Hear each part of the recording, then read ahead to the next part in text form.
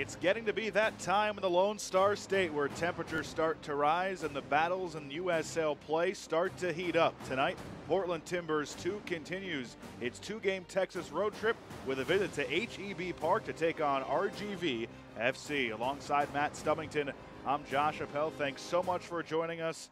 And an incredible matchup tonight here in Texas tonight as Portland tries to get back to their winning ways. They've had a great season this year. RGV on the other side looking to remain unbeaten at home. They are looking to be unbeaten, but there's a great team coming in that scored a bunch of goals this season, and Langsdorff is a huge part of what they have done, the T2 team. He's a very exciting young player. He has got great movement in the box. He's tenacious in the box and finishes his chances, and he was a good part of what happened the last time these two teams met. It was a 3-2 victory to T2, and RGV will hope that the home Fires will be kind to them and can get revenge against T2 this time out. Well, a lot has changed since then, as you see Langsdorff converting there. For RGV, they gave up a lot of goals early on in the season, but defensively they've really clamped down and turned things around on the defensive side.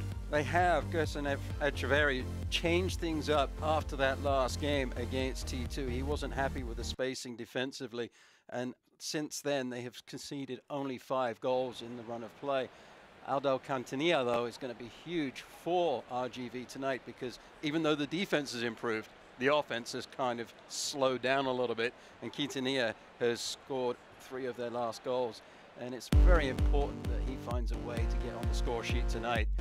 And you look at their home record, undefeated at home, away from home, not so good, but it's the goals allowed that have improved as the season progressed, but the goals for haven't progressed, and they have to find a way to get the offense going tonight against this really explosive T2 team this evening. RGV has only conceded 1 goal in its last 5 home games. It should be a great one tonight. Glad you could join us. RGV FC and Portland Timbers 2 coming up next.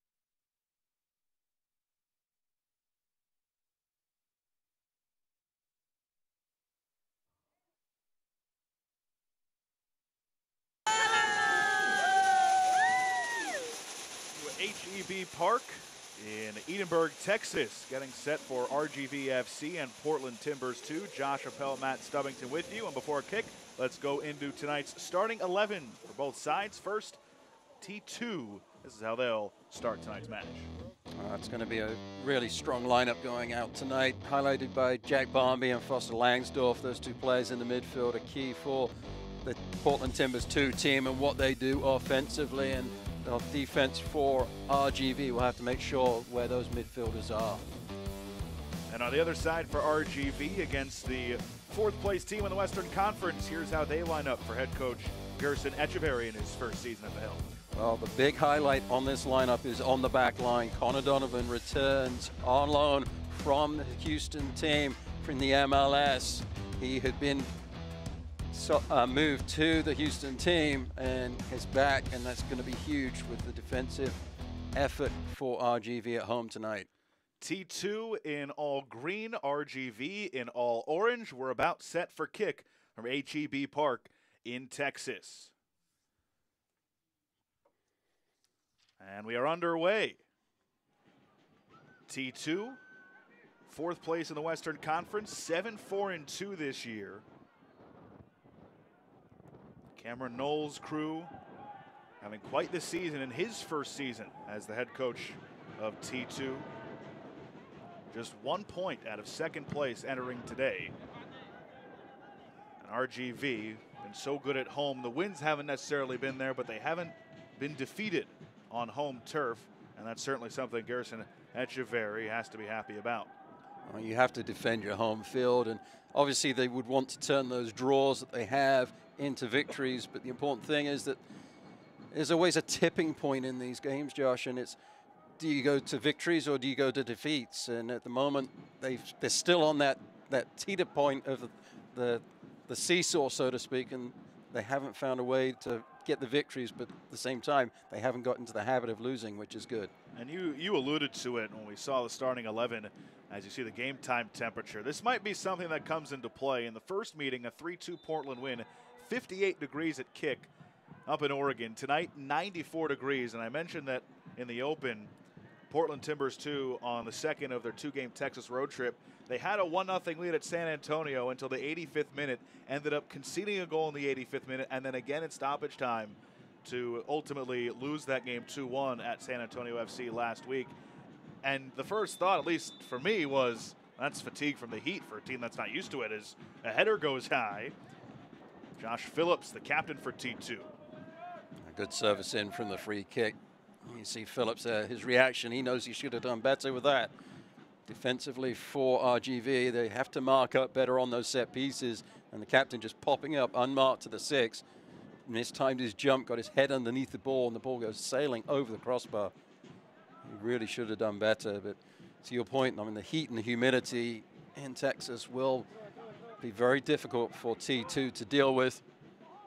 As Coach Echeverry in his first season as the RGV coach. Very forthright in our conversation with him this week. And it gets a big boost, and we touched on it, you touched on it a bit when we saw the starting lineup. But first, could this be something brewing for RGV? There's a ball into the box, and it rolls right into the hands of Alex Mangles, who is coming off of the Week 12 Save of the Week. Anyways, RGV FC gets Connor Donovan back, their defensive stalwart. He signed with Houston Dynamo, but he's back with RGV tonight. And something that you and I were kind of surprised to see him in the starting lineup tonight, but he's a big boost to get back. He definitely is, and you look at the way that RGV have developed as the season's progressed, and the question was put to Coach Echeverry was, were you happy with the defensive spacing of RGV when you were playing T2 in the 5th or 6th game of the season? And he was, no, I wasn't. We went back to the drawing board, and essentially they've changed the lineup. They went from a 4-4-2 to a 4-2-3-1 lineup. It's been a lot more successful. And then you have a player like Donovan, who was good enough to get signed by Houston Dynamo, and now he's come back on loan. That's a huge boost into the back line, and it's somebody that RGV are very used to seeing back there, and the communication that he has with Ontiveros will be really important in the success for RGV tonight.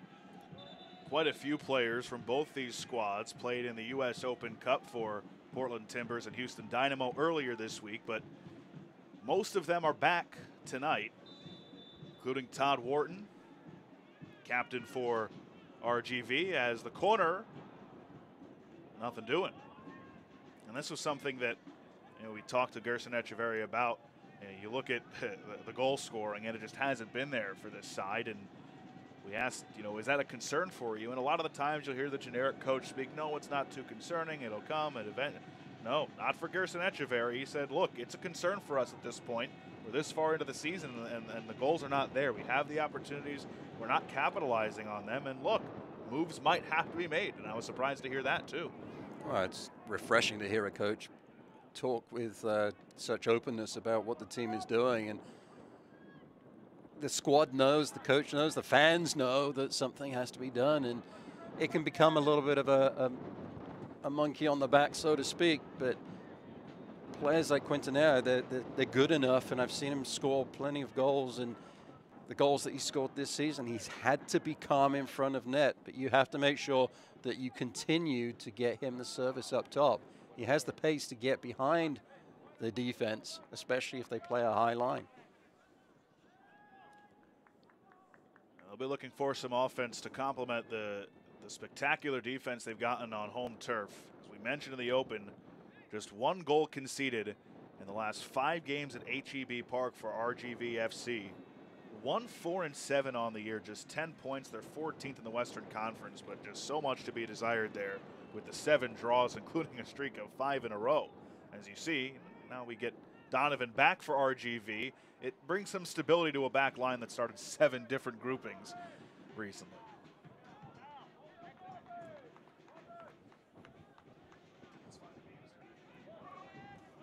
Both these teams, because of their relationships with MLS teams, obviously Portland Timbers and Portland Timbers 2 and RGV with Houston Dynamo, and the ability that the squads have to have a loan program with the MLS, and how successful the USL is and how good the players in the USL are. The MLS want the players either to get moved up and have the opportunity to have time in the MLS, and or they get moved back to the USL to get some.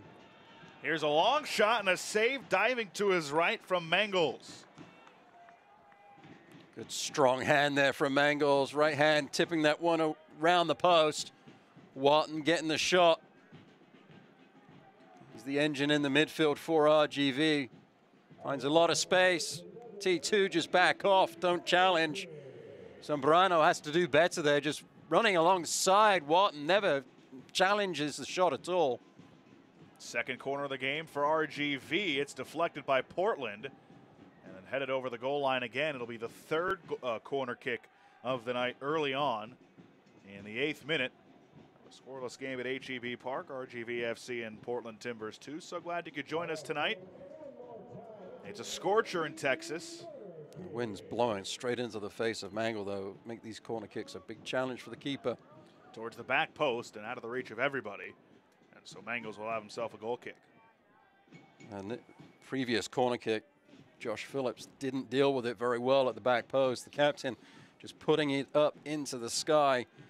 And his central defender counterpart, Dispay, gave away a corner kick, but it really was his only choice. Midfield have got to do better for T2. They've got to pick up players like Wharton. They can't allow him to have space in and around the top of the box and have those shots. You can almost, it almost feels like, you can almost see it, RGV aggressive early on, trying to put pressure on Portland, maybe to try and tire him out early on, because, this is the team that's used to playing in these types of conditions. Absolutely. You're used to dealing with the humidity. Also, they've got their wind at the back, so they want to make sure that they make best use of that.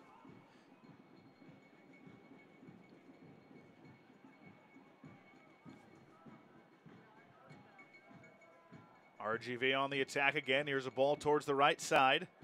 Looking for the cross. It's low, but a chance and a shot, and it's high. And I think that might be one of those scenarios that Gerson Echeverria is talking about, where the opportunities and the chances are there. They just haven't been able to convert on them all season. Did you get another look? Oh, it does really well to get this ball across, and Quintanilla just had too much time to think about the shot. Leaning back, the ball was behind his right hip as he swung his foot through the ball and just blowing that one over the crossbar. And you see by the player's reaction, Josh, that he was really disappointed with that effort. Got to wonder if maybe the wind factored into the tail on that one. Oh, Padilla there did really well to get to the ball and cross it from the byline, finding Quintanilla, sorry. He did a really good job. It was actually Quintanilla that started the play, had the opportunity perhaps to switch the point of attack, continued down the right flank. Quintanilla leads the team in goals. Scored 3 of the last 5 for RGV. And he also scored up with the Houston Dynamo in the U.S. Open Cup earlier this week. He took advantage of his time there. We'll see what RGV has in store on this set piece. Can't get the ball to stay still.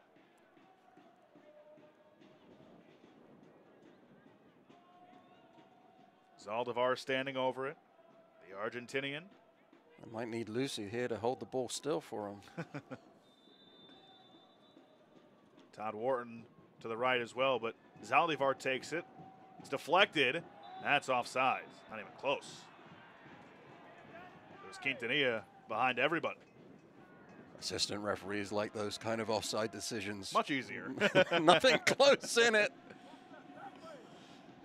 Disappointing free kick there. But then you have to look at the conditions, and Zaldivar trying to find a way to keep that ball stationary, probably snatched the shot, worried that it was going to roll away from him. This RGV team trying to get on top of Timbers 2 early. Portland team that's unbeaten in 9 of the last 11 matches, and here they come. But a nice defensive play stepping up and clearing it away by RGV. And it's Zaldivar at midfield. Looking ahead. And out of the reach of John Montano. Montano still looking for his first goal of the year. Great movement there from Montano. He came inside, baited the defender, and then went back outside quickly. Zaldivar just flicking that ball in, easily onside. Fortunately, this ball just skidding off the surface. Perhaps it was that wind that took it out of the reach of Montano. But that was a great movement from the number 12. With the way that the wind is blowing right now, you almost think that it's an advantage for T2 to go this way in the second half. And RGV will be hoping as the sun goes down that the wind will die a little bit. But it's clearly played a factor here early on as you get a look at the corner flag.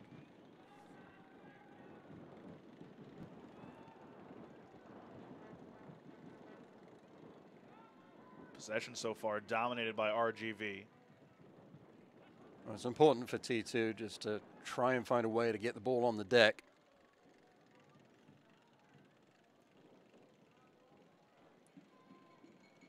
Langsdorff, 3-time NCAA champion at Stanford, leading Portland Timbers 2 in goals. Here's a chance, deflected off the cross over the goal line. It'll be a corner for T2. You can just see Langsdorff, so creative and great young playmaker in USL.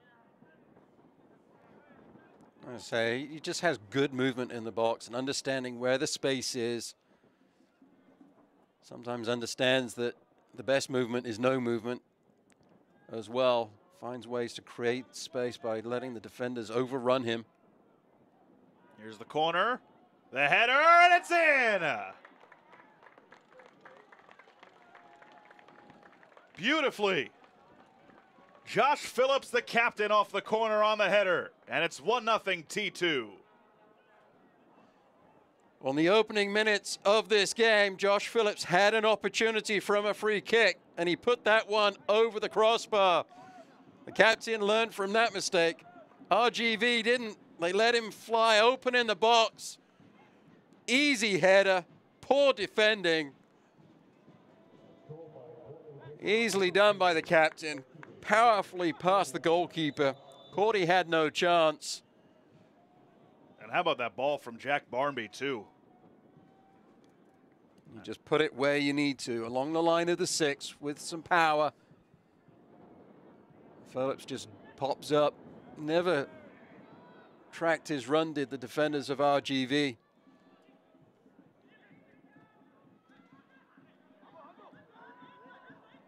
RGV trying to answer back. Zaldivar knocked off the ball, but no call. And so T2 takes over possession.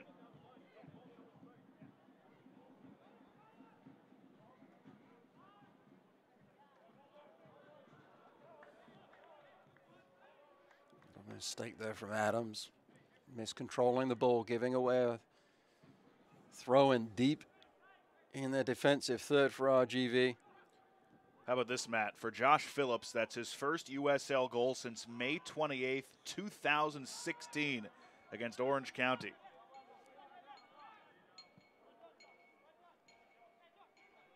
When the center back comes up as a defender, you know that they're going to be a target on these set pieces, and RGV, second time of asking, did an equally poor job. They just didn't track the run of Phillips. And that was probably an easier opportunity than the first one that he had, and this time he put it in the back of the net. How important as the road team, especially when you're coming off of a loss, if you're T2, how important is getting that first goal, especially on the road? Well, you want to try and find a way to silence the home crowd and kill the atmosphere of the game, but it's also a confidence booster. I mean, whether you're the home team, the away team, and getting the goal can certainly settle you down and build the confidence. You know, for a team like T2, who are used to scoring goals, it's fantastic. They know that they'll get the job done. They have no worries that their offense is there. But for RGV, a team that is struggling to score goals this season, it makes the hill they have to climb seem all the more steep. T2 and San Antonio were scoreless through 49 minutes until Augustine Williams PK and made it 1-0 T2, and then in the last 5+ minutes of the match they conceded twice, 2 goals, and took the 2-1 loss into tonight. And you know, the thing that really impressed me about, especially with how T2 plays on the road, get to this potential chance first, and coming off his line to meet Montano, Mangles, and he thwarts that. An aggressive play from the T2 keeper. And Quintanilla did a nice job setting that up in the first place, with Montano splitting 2 defenders.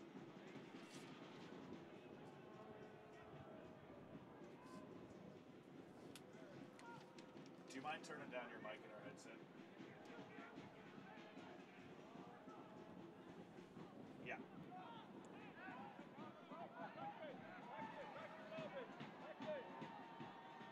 Here's Zaldivar. Montano on the outside. His cross was blocked. Nathan Smith went down, and that one sails over the goal. But to finish that point, T2 leads USL in shutouts this year with 7. 5 of those 7 have come on the road. That makes it even more impressive that they're able to do that on the road. Because think of all the road trips they have coming from Portland. I mean, it's not easy in general, but when you look at the travel that they have to go through. Well, you had the travel and just the standard of competition in the USL, and teams wanting to put their best performance in front of their own fans.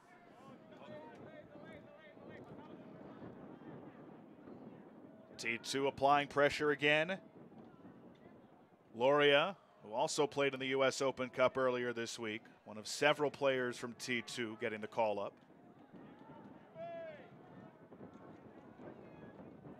RGV just have to find a way to move the ball more quickly. They've had chances to find players on the flank. Their last foray into the attacking third. Montano, and this will be a corner for RGV. Already their 4th.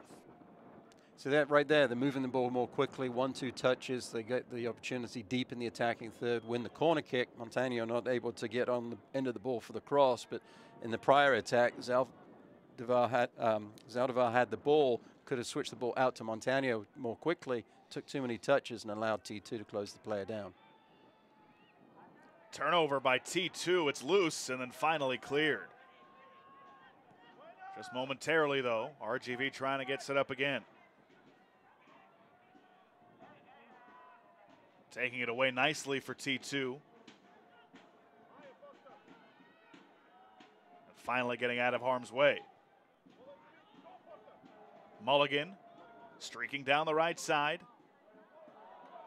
Langsdorff with some open space, now sends it into the middle. Loria.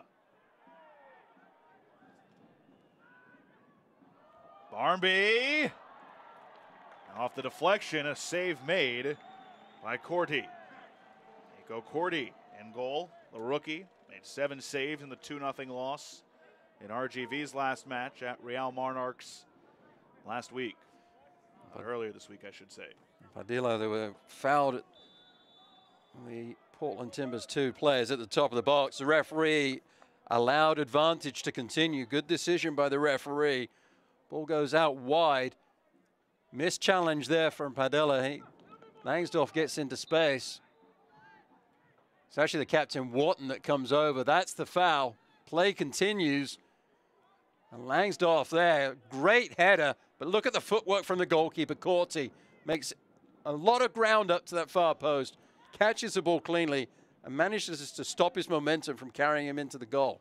We've already seen a couple of impressive saves, one from each keeper.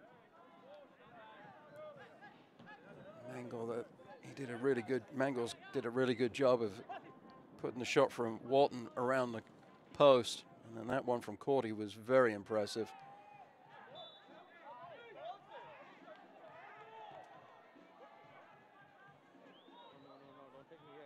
Gerson Echeverry, first-year head coach for RGV, not happy about something. So referee Baltazar Peral Hanna.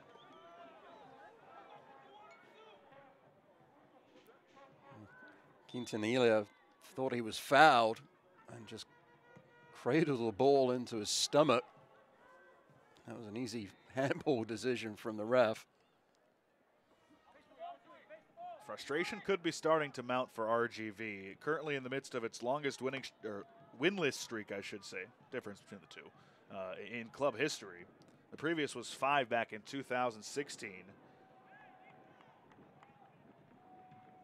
And it's something, so it's great about this sport, you can be on an unbeaten streak and a winless streak at the same time, which is what RGV is currently going through. The wind playing a factor again. Long clearance, deflects off T2, out for the corner kick. I think this is number 4 in this first half.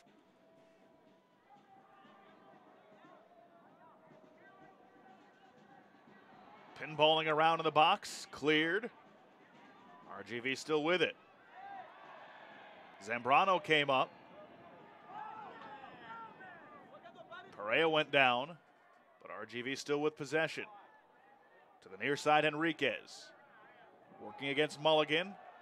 The cross, deflected. The shot by Wharton, it's blocked on its way. Never got through, and here comes T2.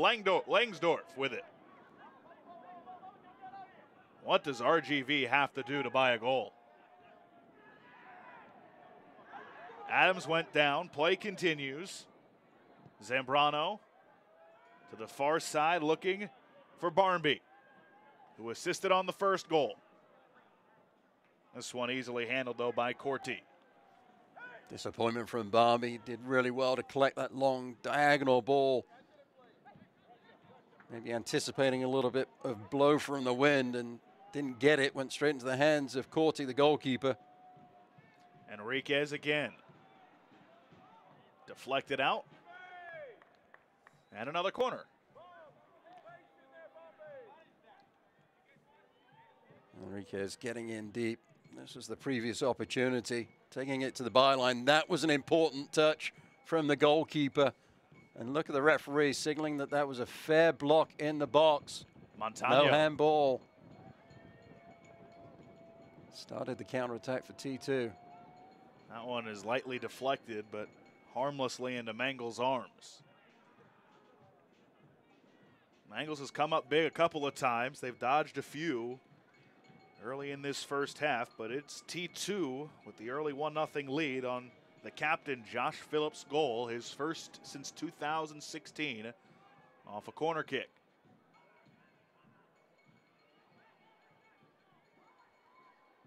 Derrickson Vuelto lost it, but Langsdorff battling, and he's dispossessed by Zaldivar, who makes a nice move and sends it ahead. Quintanilla. The cross, and that was over everyone's head and over the touchline. It'll be a throw-in for T2. Nice footwork from Zaldivar to find the space, tenacious on the defense. Lovely little drag back turn. Little shuffle sidestep, and then outside of the right boot to spring the attack out wide. Good recognition there from Zaldivar, understanding that he beat a player. And one of his teammates would be open. Good vision. Adams on the throw-in. Enriquez went down, and a foul on Zambrano. It's a clumsy challenge there from Zambrano. He's just got to understand where he is on the field and the fact that Enriquez is going towards the sideline. Doesn't need to snap at the heels, just be a little bit more patient defensively. This will be interesting what kind of service Zaldivar will put in here with that wind blowing straight into the face of Mangles. Here it is, towards the back post. And a goal kick for Mangles. Well, it was the right kind of service, just a little bit too much spice on it. Had the players running in. I love this bending ball. Maybe put it a little bit closer to the goalkeeper. It would have been more difficult. Omar Ontiveros, who scored against Portland in the RGV 3-2 loss earlier this year, was the one going after it.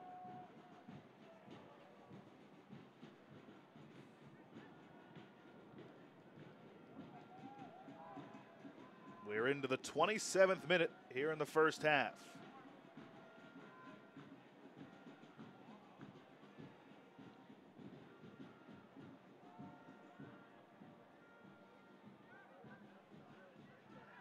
RGV starting back the other way.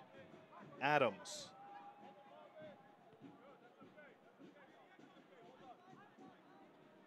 Ontiveros to the far side, Donovan. Flicked forward in the direction of Montano, but nothing there. Derrickson Vuelto.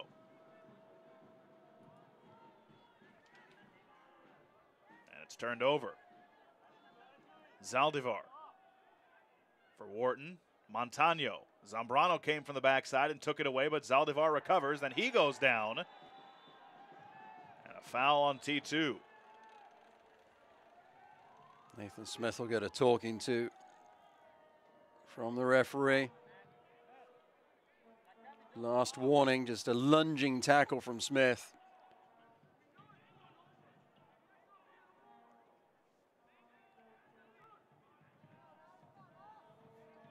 Zaldivar has been a really important player for RGV today. So far in this match, been in and around the ball, which is what you want from your playmakers.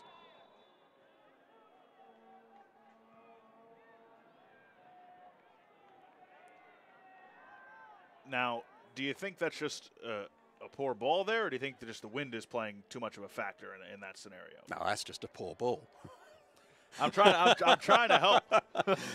Yeah, I mean, we can give benefit of the doubt so far, but that was not a good service. And I think RGV, if they're being honest with themselves, they'll be disappointed with the serves on the majority of their set pieces they've had so far. I was going to say, because that's the reason why I thought the wind was maybe playing a factor, was because so many of them have been off target and really not giving anybody a chance to make any play on it. And the wind is certainly a factor, and probably they're trying to put a little bit too much spice on the ball to get it bending in and make it threatening. But in the end, they're trying too hard, snatching their opportunities and not putting it into the areas that they need to be putting the ball into.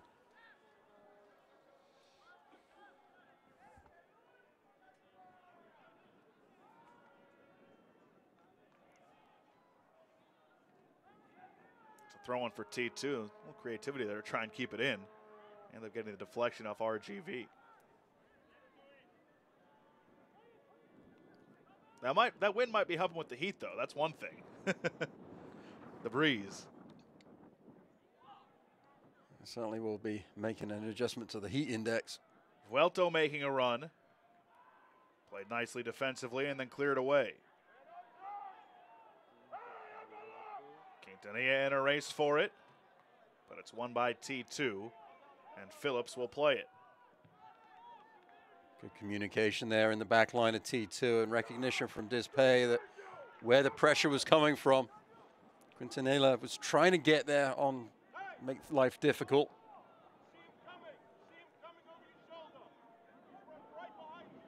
Cameron Knowles spent the previous 6 seasons as an assistant with Portland, part of the staff that won the MLS Cup in 2015. Now he's the head man for T2. And he's done a very nice job in year 1, within striking distance of 2nd place in the Western Conference. They sit 1 point back of 2nd in 4th. Quintanilla, Montano. The left-footed shot is deflected. And guess what? Another corner for RGV in the first half hour of this first half. Well, they're certainly getting their practice on these corner kicks. They're getting plenty of opportunities. You'd think just averages would say that one of these will be successful. Nice ball played in from Wharton. Quintanilla just not able to get the shot off. Finds his teammate, cuts it back, and Phillips deflects it out for the corner.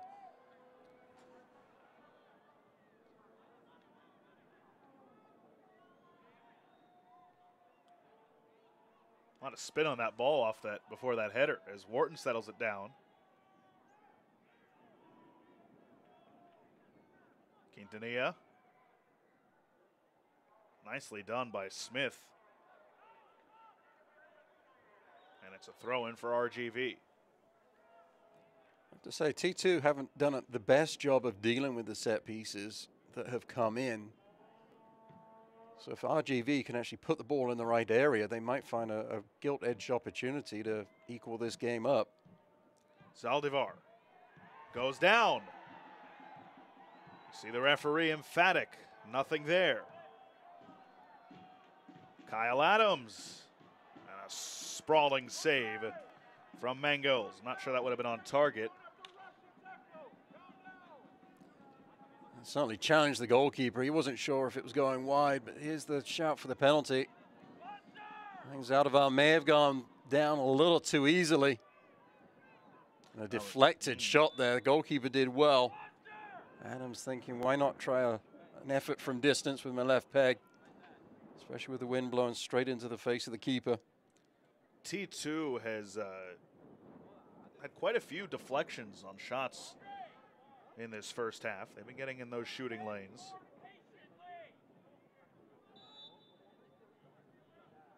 Jack Barnby sends it forward. Adams deflected it once. Teams trading headers. Vuelto settles it down. Langsdorff couldn't corral it.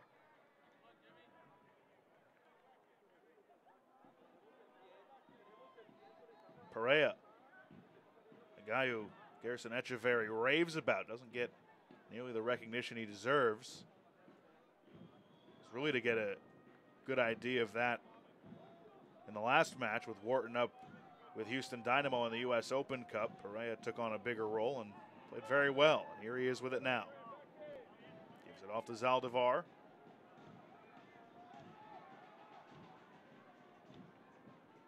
Padilla.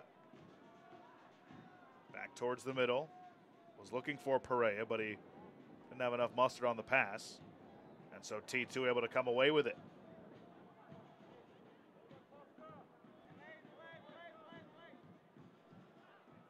Loria. Langsdorff already down. Loria went down.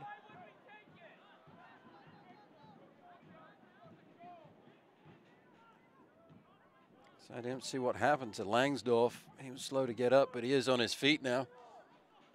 My attention was with Donovan. He'd gone into that challenge at the halfway line, and he was slow to return to the back line of RGV. Body's hitting the floor all over the place. Phillips has the goal. Came back in the 14th minute, his first since 2016. The captain off a great ball off a corner kick from Jack Barnby. That's where we stand right now.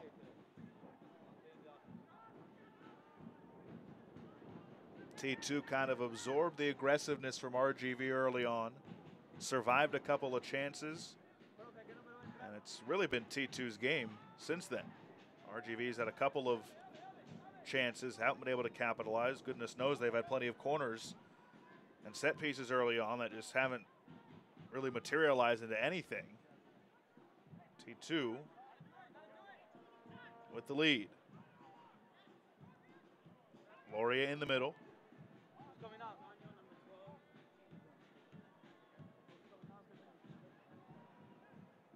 Mulligan for Barnby.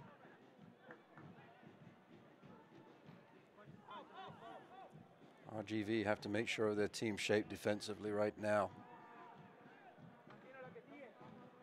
Getting a lot of players behind the ball, making it difficult for T2 to enter into their attacking third.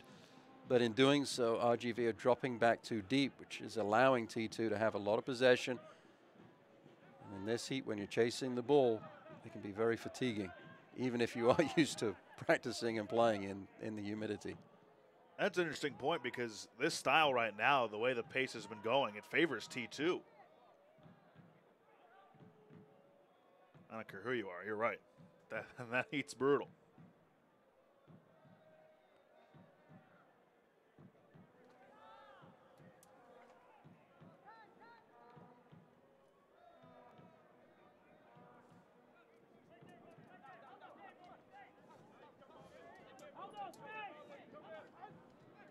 Adams. Did he keep it in? No. We're going to see our first sub of the match. Bryce Marion, the youngster from Cypress, Texas, who made his first career start on Monday against Real Monarchs. Will enter for Montano.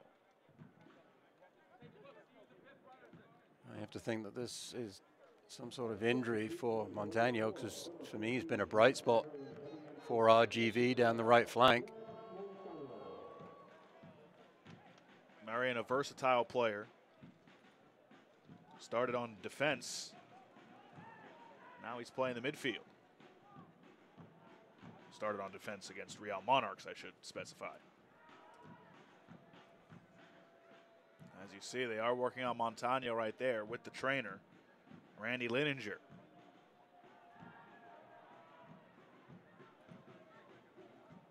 It was odd to see his substitution that early.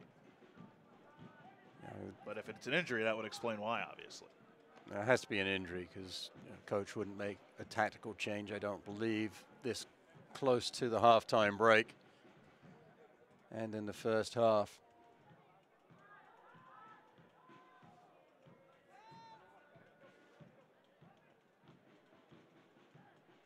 Loria goes down. Wharton and RGV play on. Looking for the equalizer. It won't come here.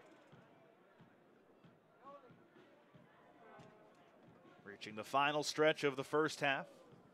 The only goal coming in the 14th minute from T2 captain Josh Phillips. His first of the year and first since 2016.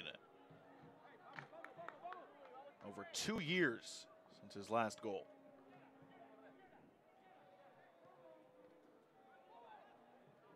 RGV had a 6-match unbeaten streak snapped in its last match on Monday at Real Monarchs. That's obviously a tough place to play.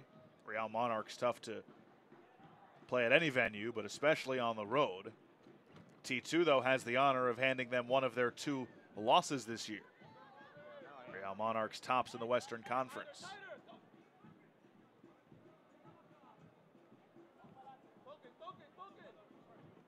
I saw Real Monarchs play against Fresno earlier in the season. It was a clinic. It was only a 1-0 win to Real Monarchs, but They had so much possession, passing the ball, had lots of opportunities. They are certainly going to be the team to beat in the Western Conference.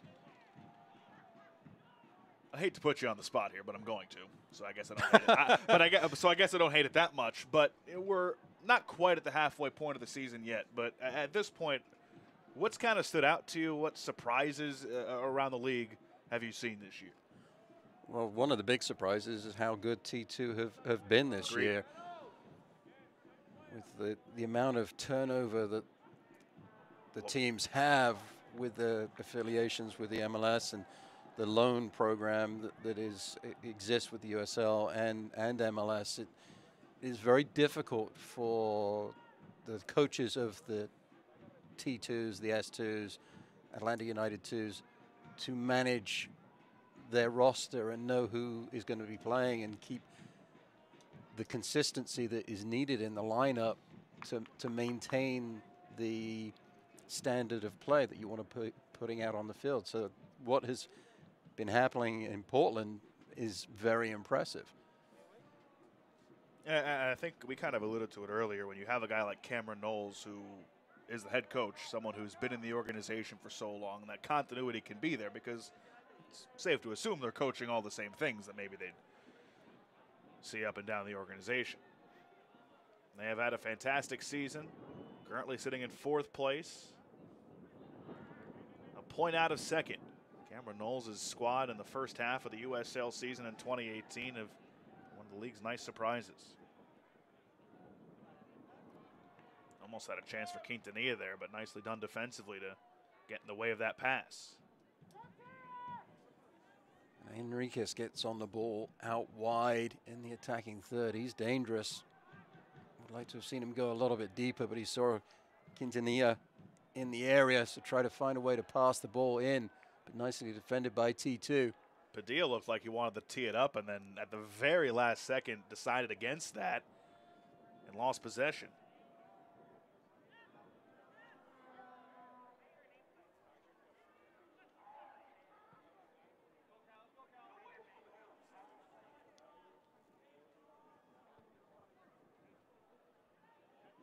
Here is Enriquez against Mulligan with the left foot, the cross for Marion, and he couldn't put the header on target. Would have been a difficult one and an impressive one if he was able to. Well, that's where you want Enriquez, on the left flank there, isolated against his defender. He's been really having his way with Mulligan. Again, the service just isn't there either from the set piece, this time in the run of play. Got to have that finishing moment to create the opportunities in front of goal. And really, that's endemic of why RGV have not found the back of the net with any consistency this season. Here's Enriquez with some speed. Lewis came on to put some pressure, and Phillips clears it away before Quintanilla could do anything with it. Marion fighting for it. Zaldivar tees it up, and it's high and wide. Zaldivar there just saw that the goalkeeper Mangles was where he was stationed. There's Enriquez, just isolated against the right fullback, finds a way to get to the byline. Cross just isn't good enough. Marion did his best to turn it back on frame, but wasn't able to do so.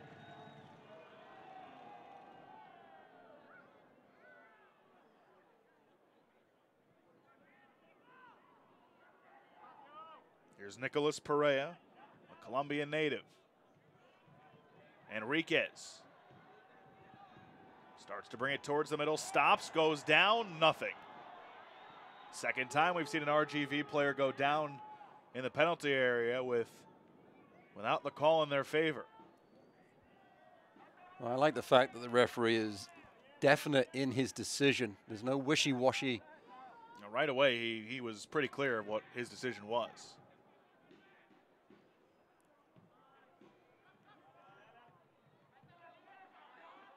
Adams against Loria. Give and go with Enriquez, but his return pass was off target, and Jimmy Mulligan just plays it back to the keeper Mangles. I think it was Ontiveros there just indicating that Adams should come back to the ball. I'd like to have seen Ontiveros get on that ball, keep the momentum going forwards rather than Adams coming back to the halfway line.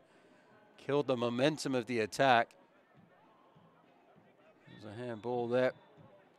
Referee indicated that there would be advantage played, but there was none forthcoming for T2, so it comes back for the free kick. Let's take a look at that play with Enriquez going down. What did you think? There's some definite contact there.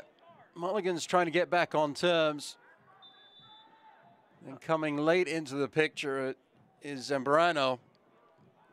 But for me, there wasn't enough contact. It was a little bit floppy there from Enriquez. Nice ball ahead for Quintanilla with some speed. But his touch a bit too strong, and it's able to be cleared away by Dizpi, the Cuban. And it'll be yet another corner kick in this first half as we approach the 45-minute mark in half number one. See how much stoppage time is added. Well, that's where Quintanilla can be so dangerous. Those balls over the top when you're keeping a high line. Dizpi did well to close him down. Here's the corner. Deflected by Mangles, still loose, and now it's finally taken away. Got a little excited there. I thought RGV might have a shot there. Well, that was the first time they've put the ball into the mixer from a set piece. 1 minute of stoppage time to end this first 45. Barnby, who assisted on the first. See Zaldivar not happy about something.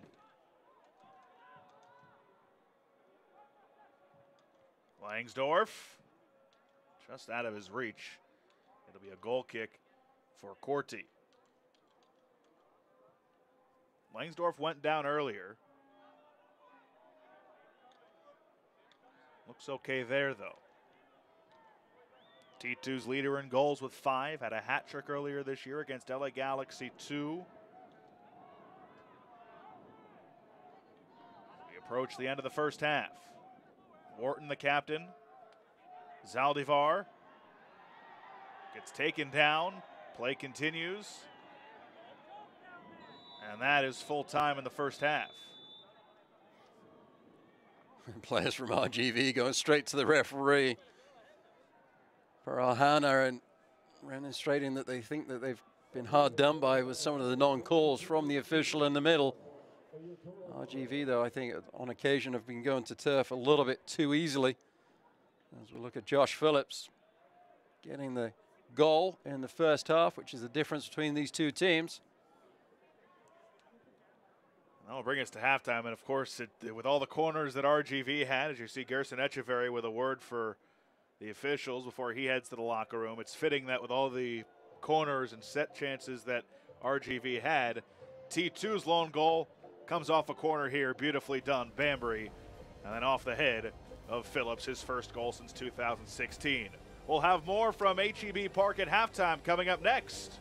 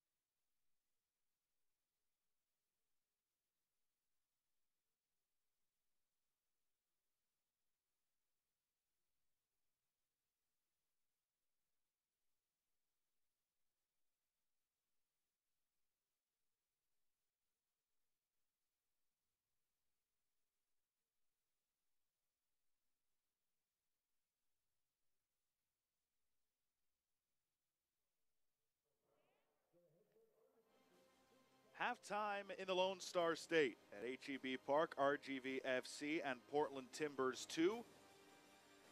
It's a busy time in U.S. soccer. The U.S. Open Cup in full swing. The fourth round has been completed. We're now on to the round of 16, but let's take a look back at the fourth round results. Successful time in the U.S. Open Cup for some teams in the USL. Oh, fantastic time in the USL. Second division showing that they can take on the first division and really compete.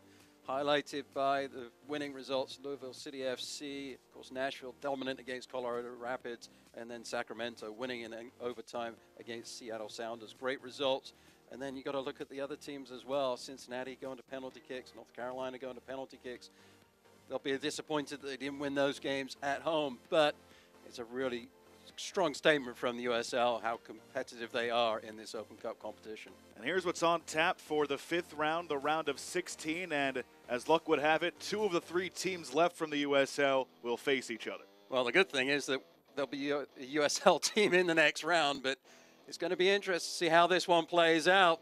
Nashville and Louisville have split their games in league play, both games being decided by a 2-0 decision to the home teams.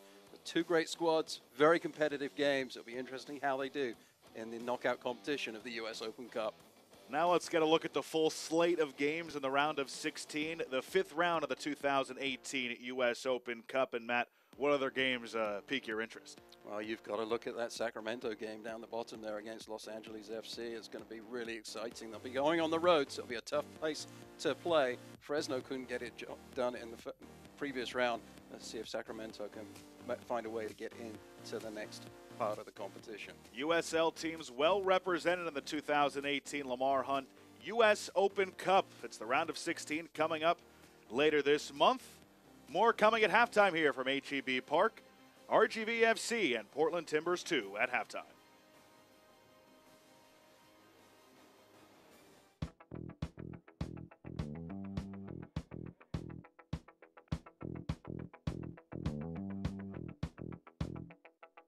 We came here with a unique challenge, and that was to solve the problem of producing over 500 games and do so in a cost-effective way for the clubs, in a way that produced high-quality broadcasts and standardize the look and feel of all of those productions. Outside of the live event, the match experience, outside of that, the broadcast is the window into the brand for the club and for the league. You need to be able to capture that in a compelling way with a quality broadcast. A large portion of the teams work with our partner Vista on REMI Productions, remote integration. What that means is that the production of the game is actually handled mostly away from site. So the way these games will work is a truck will show up locally at the stadium. There'll be 4 camera operators there, and those signals are sent all the way here to Fort Lauderdale. And here locally at Vista, the game is cut. The game has graphics put on top of it.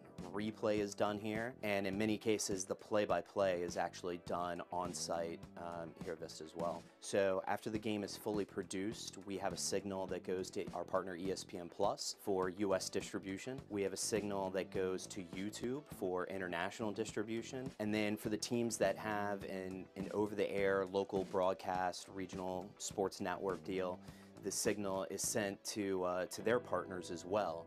So even for the games that aren't done with a REMI production, all games flow through Vista, and all those signals have to get sent out all over the world to reach the fans of USL. Because of those REMI productions, we'll oftentimes have 5 or 6 games going on at one time. Nobody is doing sports REMI productions on this level consistently. We have built one of the largest REMI production models of any league in the world. And now we're able to deliver anywhere in the world to our partners at ESPN, fully produced matches from all over the country. We couldn't be more thrilled with the progress we've made and some of the innovative things now we're going to be able to start to bring into the broadcast moving forward. HEB Park in Texas, RGV the hosts, down 1-0 to Timbers 2. Now let's take a look at the week that was in USL with our goals and saves of the week from Week 12. Games this season. to score again if they want to get a point out of this one. Allen, at the top of the 18, quick shot, oh, what a goal! Sensational! That's their DNA! This is Nashville SC! Cooper on the left, and then we've seen Camden Fail on the left, just having... Johnson!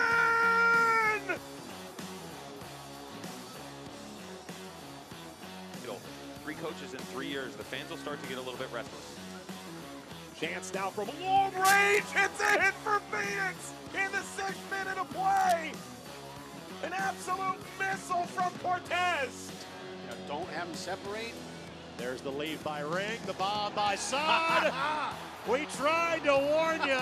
Soon Saad Spins twice around Calistri, finds Johnson. Johnson shooting, he puts it in. Jason Johnson makes it 3 for Phoenix.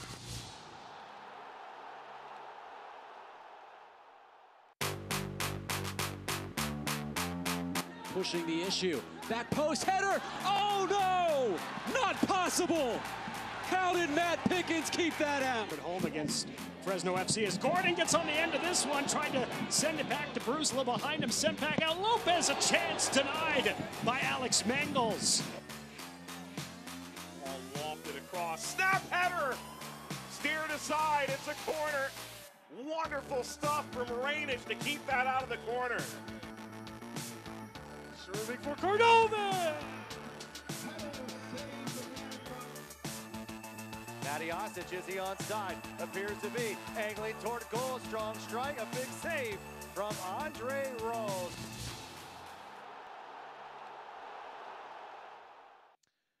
Welcome back to HEB Park. Alex Mangles, you just saw with the save of the week for Week 12. Quite a few worthy nominees as you get a look at the top 3 goal scorers entering today.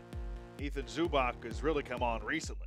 He's done a great job. The young players for LA Galaxy too have done a tremendous job. They seem to be young and don't know that they're supposed to be as good as they are. And 7 goals, but those 7 goals came in 2 games, a hat trick and what would it be, a quintrack? Wow. Anyway, he got 4 in. He got 4 in the other game.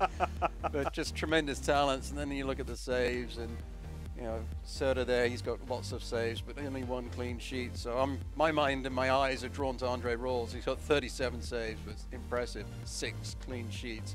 Credit to him and the defense that is in front of him. And Josh Cohen from Sacramento Republic FC, still alive in the U.S. Open Cup, one of 3 USL teams alive in that. We'll be back with more second half action here from HEB Park after this.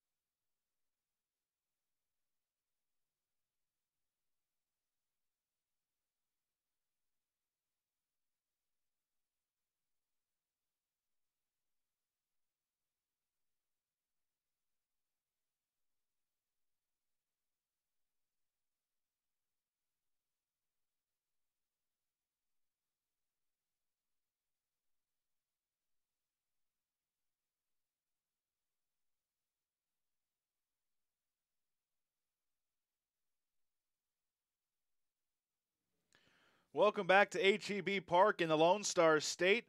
RGV trying to remain unbeaten at home in 2018, but they trail at the half 1-0. Let's take a look at how we got here. RGV had the wind at their back in the first half and certainly were on the front foot as well. Watton with a good shot, but even better save from the goalkeeper Mangles, showing how strong he is. Good footwork from the keeper. And the back line of T2 just dropping off, giving Watton all kinds of time to line up the shot. At the other end, the defense was equally as bad, and all kinds of time to pick his place on the header was the captain, Josh Phillips. Got to defend better off of the set pieces, RGV. Be very disappointed going into the locker room at halftime to concede this goal. And that was the second of 2 clean headers that Phillips had off of set pieces. This one he made no mistake of. The first one he put over the crossbar. It feels like RGV is kind of keeping up with that theme of what we heard Garson Echeverry talk about, and how many scoring chances they've had, just not being able to capitalize. And again, it seems to be what's happening tonight. It certainly seems to be. They've had plenty of opportunities in their attacking third, and then this was one for T2. Great save from Cordy to get back on terms and collect that ball at his far post. Good movement there from T2. Barmby just standing the ball back at the back post, and Langsdorff nods it on frame. The goalkeeper had to have good footwork to make the save. Talking about good footwork, Enriquez is impressed on the left flank. How the ball stayed out, we do not know. Certainly not a handball.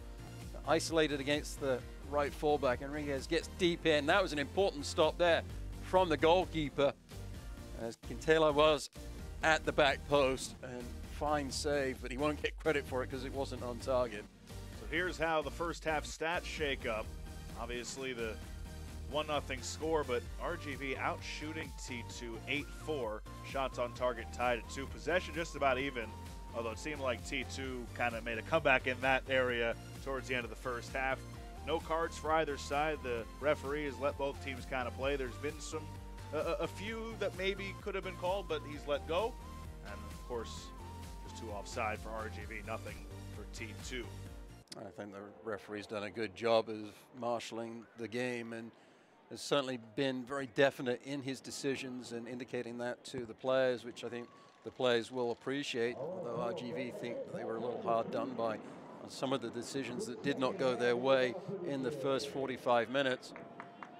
It'll be interesting to see how RGV deal with the wind in this second half. T2 struggled a little bit to get the ball out of their defensive half in the first 45. RGVFC 1-0-6 at home this year, unbeaten.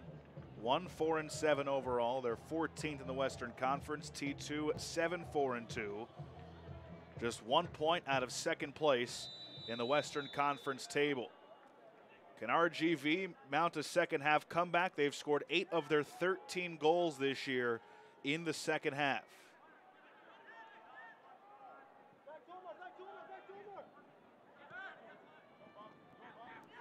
From Edinburgh, Texas at HEB Park, Josh Appel, Matt Stubbington with you. So glad you could join us as T2 looks to continue this unexpected season here in the first half of the year. Near the top of the table in the West after missing the playoffs last year, a first-year head coach, a lot of turnover on the roster, but here they are, near the top of the Western Conference. Trying to split this 2-game road trip in Texas. They fell 2-1 in their last match at San Antonio. It was similar to this. They had a 1-0 lead for most of the match before conceding 2 goals, one in the 85th minute to tie, and then another in stoppage time for the loss. Here's a turnover and a shot. It's deflected, and a corner for RGV. We saw quite a few of those for them in the first half, and right off the bat in the second, they'll get a corner. Well, the difference here is that the service was a good one. Late reaction from the players running into the box. Enriquez with the shot, deflecting off the captain of T2 for the corner. That'll be an in-swinger. Not a good ball there. Padilla. Adams tried to flick it forward. Quintanilla had that one sail over his leg, and then it was deflected out by a defender for T2. Padilla again. To the far side. Zaldivar couldn't handle it. And it's a throw-in for T2. There's more frustration for RGV, and they have to find a way to put the ball in the back of the net, create those chances. Quintanilla looking for Zaldivar, and then again for the second time tonight, we see Mangles aggressive off his line. Coming up to take that away, and what would have been a chance.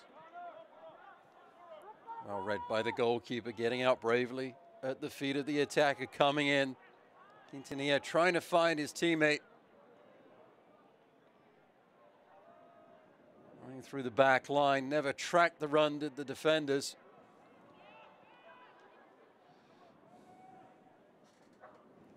Just underway in this second half. The lone goal coming from T2 captain Josh Phillips in the 14th minute. His first goal of the year and the first that he scored in over 2 years in USL play.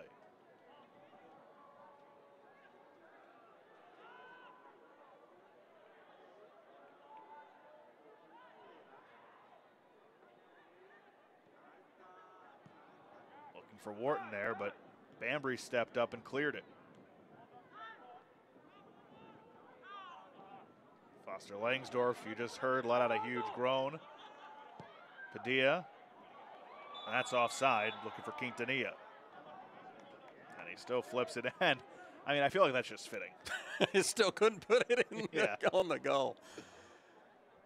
And it's got to be frustrating for RGV and the coaches because they are doing so much right. They just haven't been able to find that killer blow in the attacking third. Gerson Echeverry very open about his concern for the lack of goal scoring. Hinted at something being done, some sort of move, some sort of anything to find offense. Nifty move there. But then it was taken off the foot of Welto again.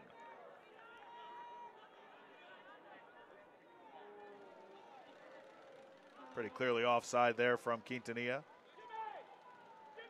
Just got to time your run a little bit better, angle the run a little bit better, find a way to go laterally along the back line of the defense. He was already well placed because he was between the defenders. He had that space. Andre Lewis to take the corner. This is how T2 scored its first goal. A bit too long, looking for Langsdorff. Will be interesting in the second half to see how T2 cope with that wind. So RGV pretty much serve every free kick and corner kick they had in the first half the same way as Lewis just served that one in for T2. Maybe some anticipation of the wind affecting the ball that just isn't happening. Bryce Marion, who came on as a first half sub for John Montano, who was playing well. We haven't heard yet on a potential injury for Montano, but that would make the most sense for why he was taken out in the first half. We saw the trainer looking at him too after he came off the field. Padilla. Perea can't keep it in. That was good work there from RGV. The spacing was excellent. Marion just hanging out, not getting in the way, pulling Smith out, opening a channel to be exploited. Unfortunately, yet again, the pass goes astray.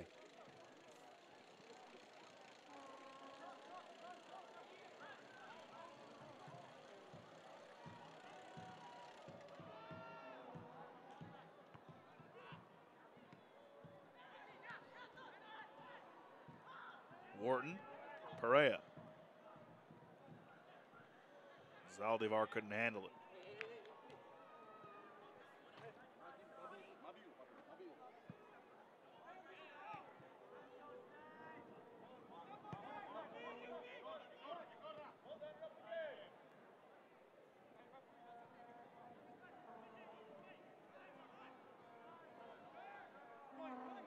Tony Wharton in the middle, the team captain. Zambrano, he goes down. They play on. Wharton for Zaldivar.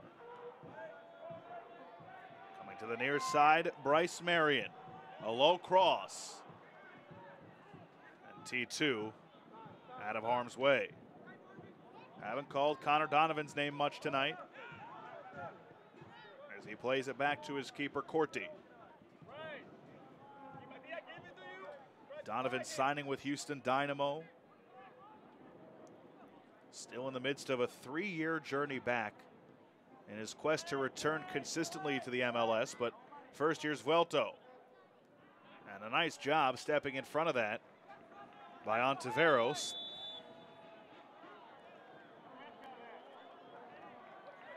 And Andre Lewis is going to be booked with a yellow. Didn't quite see what happened. It happened behind the play. As the counterattack was starting there for RGV, Lewis made contact with one of the RGV players. And the referee indicating that it was a deliberate act from Lewis to stop the counter. It was good defensive play there. Donovan Ontiveros. Donovan putting pressure on the ball. Ontiveros coming up for the cover. And as the play went to the left of Donovan, Ontiveros just stepped up beautifully, won the ball, started the counter, and there was that contact. To finish that thought on Donovan, he made it to MLS with Orlando in 2015 at 19 years old. And after 10 minutes, he tore all 3 major ligaments in his knee. And he's almost back, completing the comeback. It's taken 3 years, but he signed a contract with the big club, Houston Dynamo. And so close he can almost taste it. Still just 22 years old. There's a lot of soccer left in that guy. He's certainly a welcome addition back for Gerson Echeverri, providing some stability to a back line that has seen many different combinations in games this season.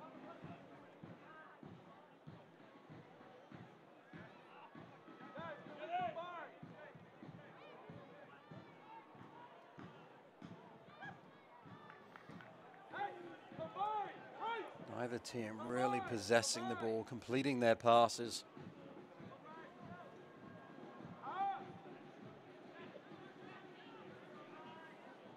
RGV for the game, somehow surprisingly a 79% for the match, but T2 are only 70% of their passes completed.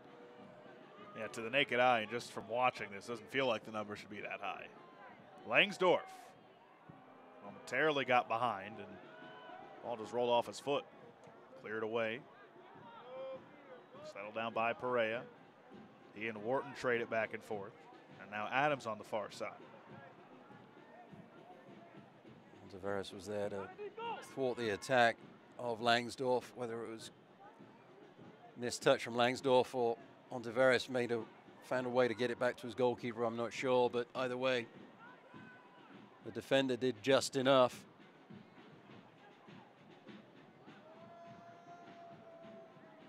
Foxter Langsdorff been quiet for the most part tonight. Team leader in goals for T2. They got their lone tally from an unexpected source. The captain right there, Josh Phillips. Now his defensive play, able to start it back for T2. Smith trades with Bambry, who has the assist on the Phillips goal off the corner. That was really good defense from the back four from T2. Enriquez was there for the overlapping run on the left flank, but the backs were not sucked into it. Mulligan held his position and allowed Josh Phillips just to step up into the passing lane and intercept the through ball that was attempted to find Quintanilla. The unit for T2 strong and communicating really well on that occasion. 57th minute.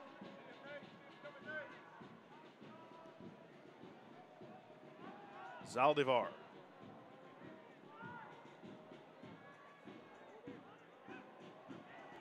Enriquez.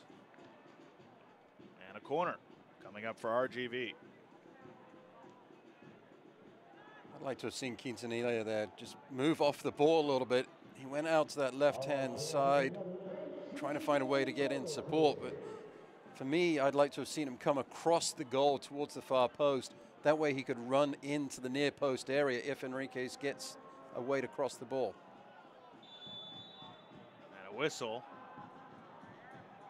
And a foul on RGV. Donovan said, me? You're blowing it on me? What did I do?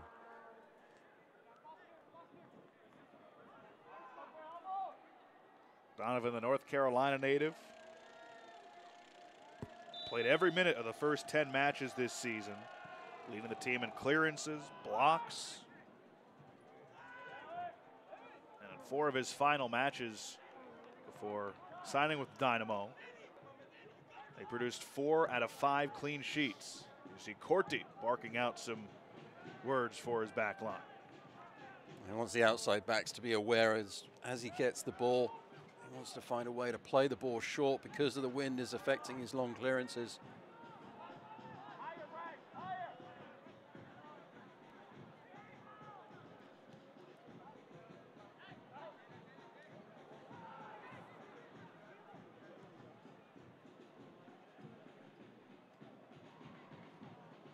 Nice flick there. Here comes T2. Bambry looking for Langsdorff, but not enough on the pass. And a promising attack goes for naught for T2. Can RGV counter? Here's Marion.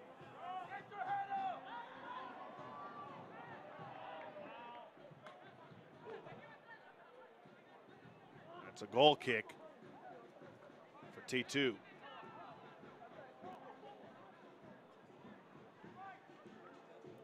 I like what I'm seeing from Marion. He's been a capable replacement of Montagna, who went out at about the 37th minute mark. Well, Coach Echeverry is not very happy. He's right. I mean, it's difficult. You got the ball at your feet. Your concentration is down at what is right in front of you, especially if you have pressure on you. You have to get that. Take that moment to take a peek to see what is in front of you, see if there is a pass that can be made. But in fairness to Marion, I don't think there was really anything that he could have done. Quintanilla wasn't really in the space to find a way to get the ball. So the movement of the player, number 23, just needs to offer a little bit more for Marion. The run has to be more decisive. Great job by our crew having a microphone down there so we can pick up things like that. So apologize to Quintanilla. I think I'm saying his name differently every time I mention him. It's one of those names that you practice and practice and then you still mess it up. There was a name for a defender from T2 earlier in the year. I'm not even going to try to pronounce it again.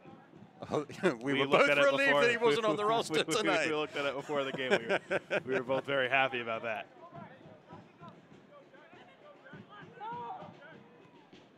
Padilla for Zaldivar. Marion gets another chance. His cross. Nicely done, deflected by Dispay.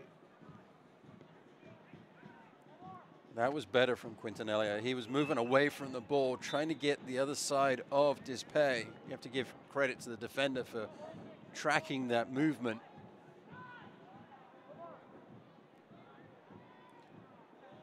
Marion again.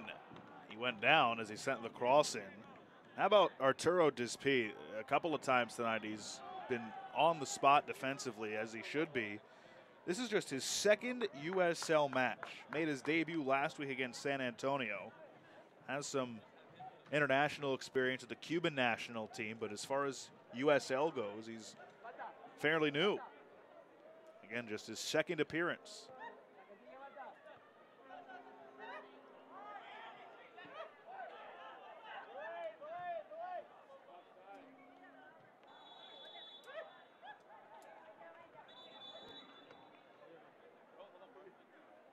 Substitution being made by Portland.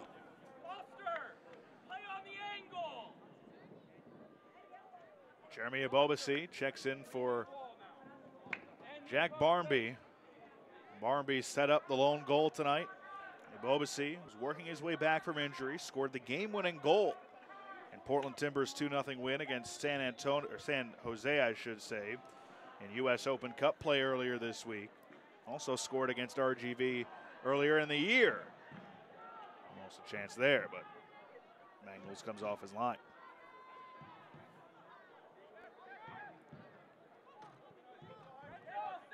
Obasi with it. For Smith. Back to him. Slides it ahead. Langsdorff plays it for Lewis in the middle. But Perea and Wharton team up to take it away. Good use of the body there from Wharton defensively, just to clean things up. Perea to come across.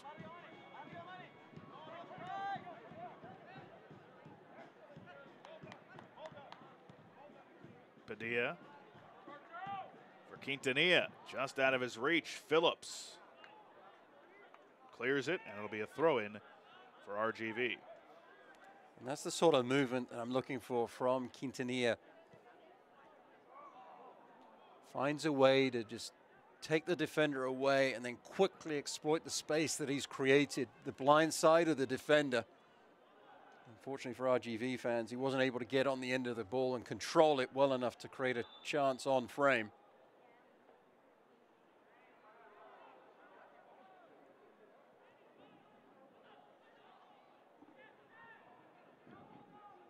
Zambrano plays it to Mangles.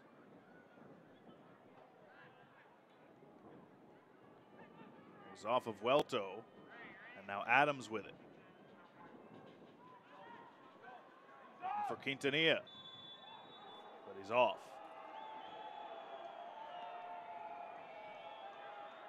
Fans don't like it, must have been close.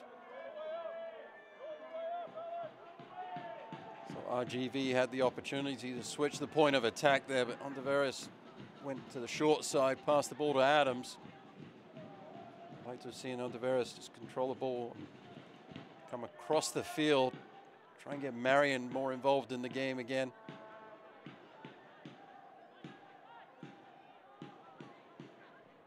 Zaldivar. Too strong on the touch. Ubobasi deflected it, but Padilla with it now. Into the box. Phillips able to get ahead on it. And start it back on the counter for T2. Langsdorff.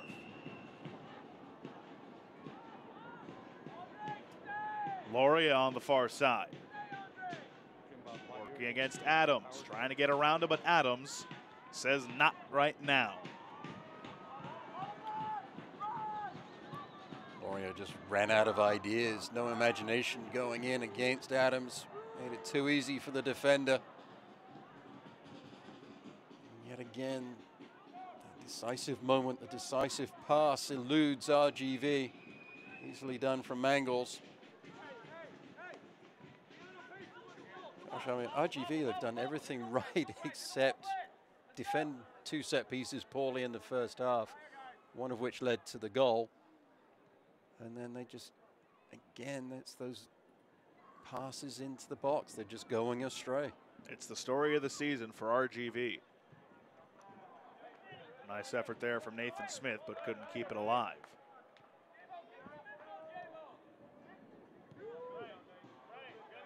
You know, you think at a certain point it would start to even out for you, that luck would be on your side. You get a bounce here, you get a bounce there. It's almost impressive in you hate to say it like that, but this drought. I mean, it must be a helpless feeling.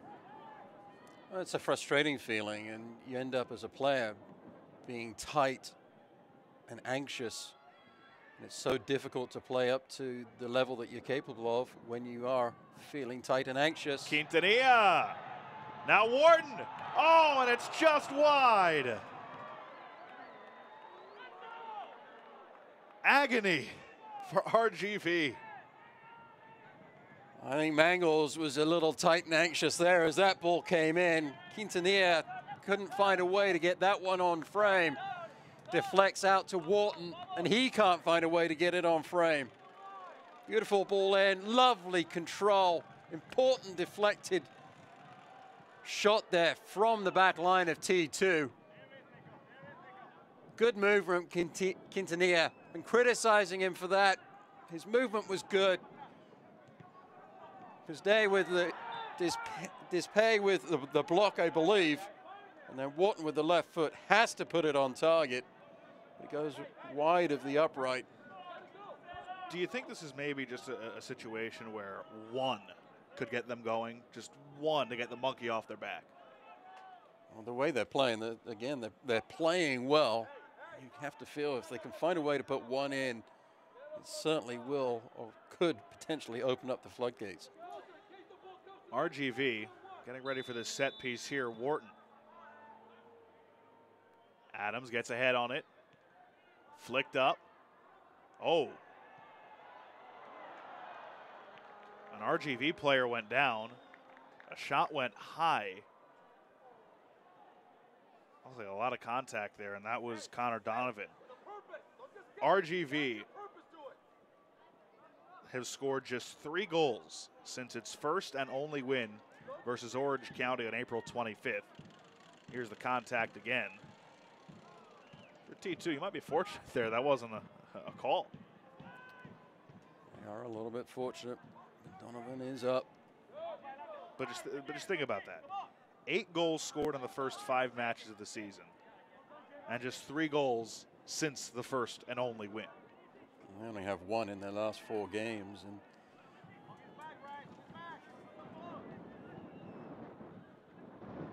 you wonder, well, how does a team end up with 5 straight draws and a 6-match unbeaten streak? And there's your answer. Well, they have the fight. They have the desire. We're seeing examples of that tonight. Look at the 2-2 tie they had with Fresno earlier in the season. They were down twice. Unlucky own goal that they conceded in the first half, but found a way to get on the score sheet, so they're perfectly capable.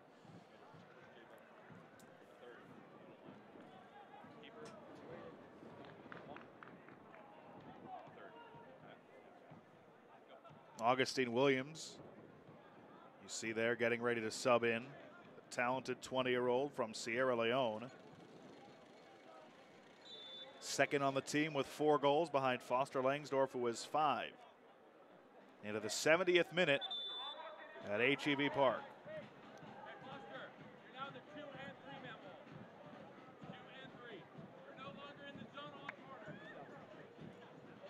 Derrickson Vuelto will come off in favor of Augustine Williams.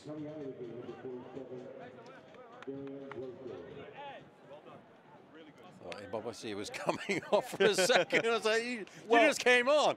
Well, you know what I was thinking? From Ebobisse's angle on the board, it might have, the 4-7 might have looked like a 1-7.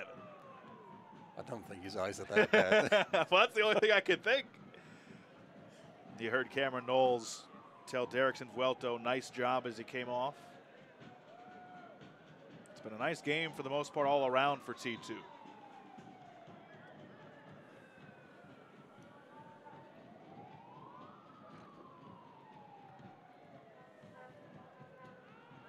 Can RGV find the equalizer? They have come tantalizingly close tonight. The only goal coming in the 14th minute off the noggin of Josh Phillips, his first USL goal since 2016, a little over 2 years. And has his team up by 1. Can they hang on though? A very similar scenario. T2's last match against San Antonio, they were up 1-0 until the 85th minute when San Antonio finally tied it before ultimately scoring the game winner in stoppage time. So while you look at the clock and there's less than 20 minutes before stoppage time, if you're T2, you know you have to play a full 90 and probably a few extra. Certainly it'll be a lesson learned from last week.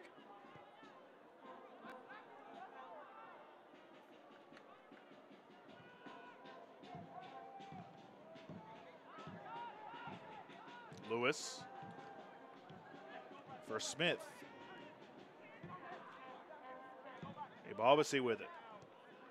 His pass deflected by Perea. And here comes Zaldivar.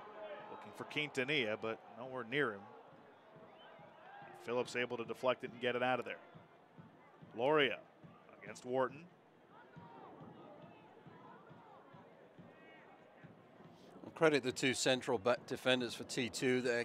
Quintanilla was trying to get through and exploit the space between them. The two center defenders just dropped off. So Zaldivar had to take the time to pass the ball. And in the end, the passing lane wasn't there, and it was easily done by Phillips. Feels to me that RGV have moved more to a 4-4-2 lineup away from the 4-2-3-1. Trying to create a little bit more width in the attack.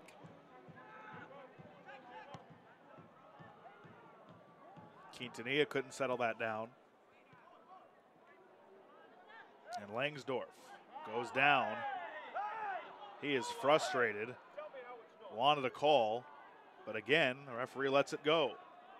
Here comes RGV. Enriquez against Mulligan. We've seen them go one-on-one quite a bit tonight. Zaldivar for Wharton. Back to Perea. Maybe he should have teed it up there. Well, frustration from the fans. They thought Wharton could have taken that to his right side and had a try. Bryce Marion. You see the respect that Mulligan has for Enriquez on that far side. Just dropped off. Good patient defending, but he didn't really make a challenge. Wharton couldn't get a good ball into the middle. He had Quintanilla and Zaldivar there, and Mengels got his hand on it and thwarted that chance. Do you think maybe for Todd Wharton, I know he's a veteran, he's the team captain, but that golden chance he missed with his left foot a little bit earlier, maybe that was in his mind and he passed up that chance just now? It might have been from the top of the box, but the one that was, he just deflected. He was trying to find Quintanilla, who was open off of the throw-in. Good body position there, and that's it. Look who's in the right spot. Yeah, paid right there again. Look at the use of the body there from Wharton. Great job from him to get himself open in the box. I'm not going to criticize him. The thought process was absolutely spot on, trying to find the support run. Here's the cross from Adams. For Marion, his header, never on target. In fact, it went backwards after it was deflected. Throw in for RGV now. Padilla quickly in for Quintanilla, back to Padilla. Marion through the legs of Despi. Zaldivar, it's blocked and cleared. My goodness, how close can RGV get? There's just a little bit more of a intensity about the way RGV are passing the ball in and around the attacking third. Crisper passes, better touches. Coming with better chances. That was a last-ditch sliding defensive effort. Again off of the throw, and Quintanilla with a little outside dink. Maybe a little bit fortunate there. On the slide ball from Marion, through the legs of the defender, Dispay, then tracking the run beautifully. Zambrano coming across. Gloria making a run.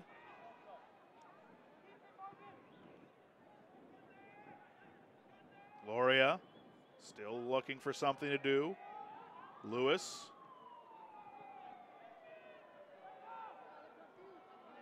Mulligan.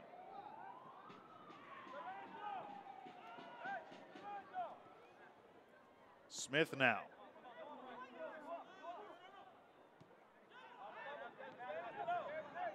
Disp back to his keeper. If you're T2, do you try and push? Do you? What's the strategy here in these last 24 minutes? Excuse me, 14 minutes. You have to find a way just to try and keep the ball. Know that you're going to get some pressure. Know that RGV are going to be pushing for the equalizer. The space is going to be there to exploit on the counter. And that might be why Williams was brought on. Padilla. For Marion, who came off the bench as a sub in the first half. Disp got ahead on that. And here comes Portland. Loria and Langsdorf. Foster Langsdorf, a shot, a worm burner, and into the arms of Corti. There wasn't a lot of pace on that shot. I'm not sure how many worms he burned. Difficult though. Langsdorf moving away from goal. What would you put the over-under at of worms burned? Maybe a mild concussion. Loria goes down and a foul on Zaldivar. We'll see if we can find the worms that were burned here on this replay. A nice start to the counter. Well, look at the movement of Langsdorf. Just heads down, round the back of Padilla. Did really well. The ball was moving away from goal. So difficult to put anything pace-wise on the shot. The important thing is he made the goalkeeper work. Even though there wasn't a lot of spice on the shot that came in from him. In the build-up to play on that, though, Williams, interestingly for me, for T2, was well over on the left flank and never joined the attack. Marvin Loria gets carded. Kind of shrugs his shoulders, but not much argument from him. Silly there from Loria. There's the foul. He wins the free kick. It was on the dead ball situation, and I was actually looking down at my notes, so I didn't see what he did, being completely honest, but whatever it is, it's a dead ball. Whether he talked himself into the book or hit a moving ball or whatever, it was a silly yellow to be picking up. You see T2, they're just happy to keep possession. Trying to create some space so they can possess it a little bit further up the pitch. Stretch RGV out. Loria! And it's sent off the deflection wide. The save by Corti. That was a missile from way out from Loria. Well, the goalkeeper didn't actually touch it. It was given as a goal kick. Did it not look like he might have got a piece of it? It certainly looked like something happened. Substitute coming for the home squad. Guillermo Delgado, who has a goal this year, will come in for Jesus Enriquez, who played well tonight. He put in a really good shift, giving Mulligan all kinds of fits down that left side. Loria from way out there. It looked like it changed direction at the last second. Maybe it hit the outside of the post. Corti certainly was struggling. It was hit with pace. Desp goes down, fighting for position with Delgado, who just came in. Excuse me, that was Perea who went down with him. Marion has switched over to the left flank.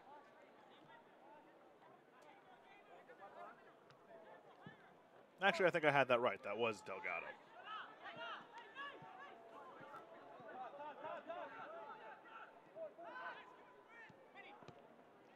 The 81st minute. Will the Phillips goal hold is the only one? Or can RGV somehow find the equalizer late? Quintanilla around Smith. Quintanilla. It's deflected out by Lewis, and a corner kick coming for RGV. Good pace from Quintanilla. Again, the urgency in the attacking third. Lewis tracking the run, coming as the cover. And again, an unsuccessful corner for RGV. They've had plenty tonight. But they have a throw in, and Padilla will do the honors.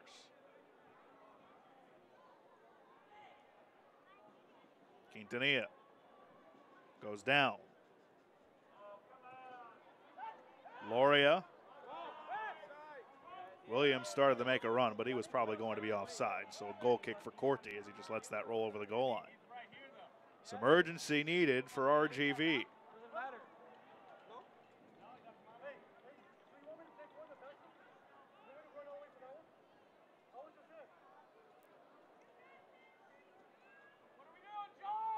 going to make some quicker decisions on the ball at times, RGV. Hesitation there from Marion. Forces Adams back towards his own goal. Puts him under some pressure. Allows T2 to get back defensively, maintain good team shape.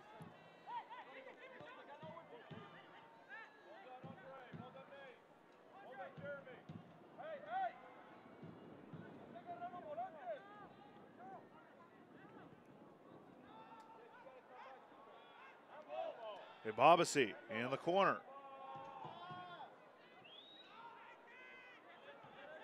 Back for Smith.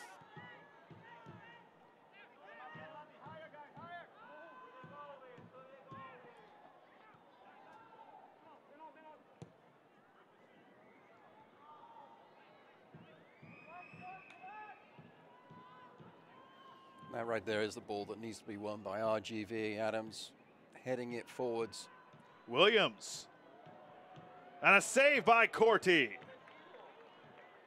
That could have iced it. Instead, RGV clinging to some life. Trying to remain unbeaten at home and win its first match since April 25th. It's been a long time since they earned 3 points. They've only taken 4 losses this year, 7 draws as well. Perea.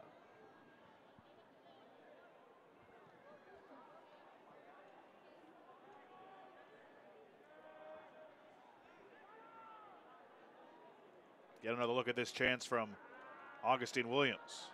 It's just a ball over the top. Adams out of position because he went forwards to clear the ball. Tavares is there. Corti with a kick save and a beauty. It was a good save. Falling backwards, goalkeeper able to keep his balance just long enough to kick the ball away. May not have been going on target. The keeper needs to make sure of his touch and did so. Padilla, the cross. And he goes down. Babasi physical on the play. And no call. Watch out, ref. Watch out, ref. Watch out, ref. Watch out, ref.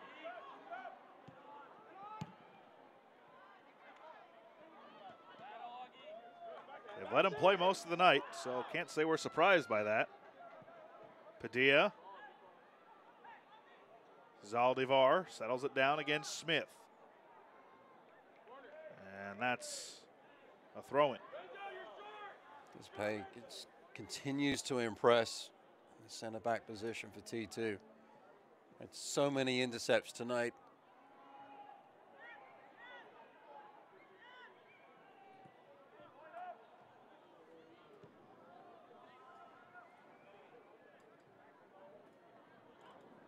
Quintanilla. His shot, Phillips deflected it. Kept alive though. Perea high.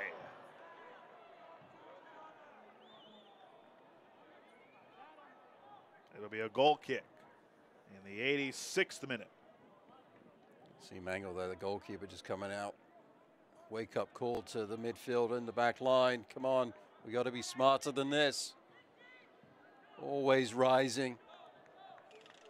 Perea there had options. Some of that frustration coming from RGV. Trying the spectacular. Their captain had their best chance. With his left foot, he sent one wide earlier in this half. T2's only goal by the captain, Josh Phillips, in the 14th minute, his first in 2 seasons. Will it hold up? Connor Donovan flicked it straight up in the air. And now he's fighting with Augustine Williams for it. And a whistle. And it won't go the way, well, it does go the way of RGV, but Donovan lost a shoe. You saw in the run-up to that missed clearance, he was trying to put his shoe back on. I'm not sure what the situation is. He's very frustrated and just kicked his shoe off like a petulant child and stamped his foot at the referee. Augustine Williams all alone. Williams around Corti.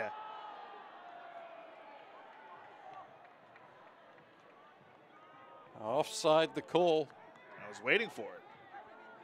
Judging by the reaction from everybody, didn't want to jump the gun though. I'm surprised he was allowed to go on. Me too. As long as he did and not get a yellow card for his trouble. That's why I finished the call, because they kept going. Babasi gets a foot on that. Into the middle, Williams. Lewis for Zambrano, who's had a nice game defensively tonight. Mulligan. A lot of tired legs out on this pitch right now from both sides. T2 though, they finding ways to possess the ball, which allows them to have a bit more spring in their step. Makes things feel even more tiresome for RGV.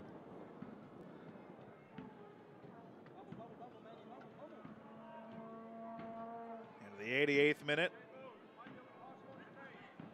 Taken away by Portland. Langsdorf tries to get it through to Williams. And he's offside.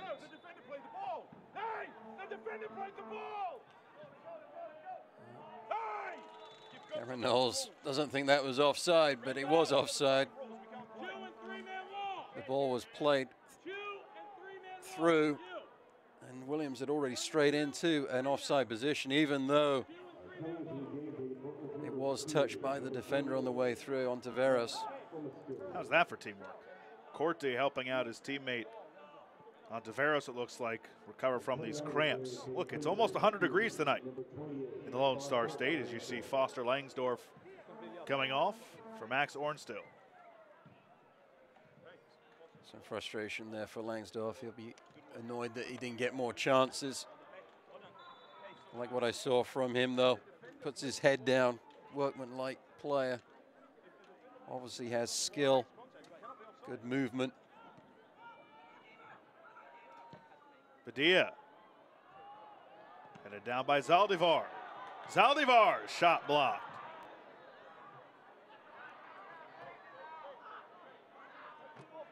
Final minute before stoppage time.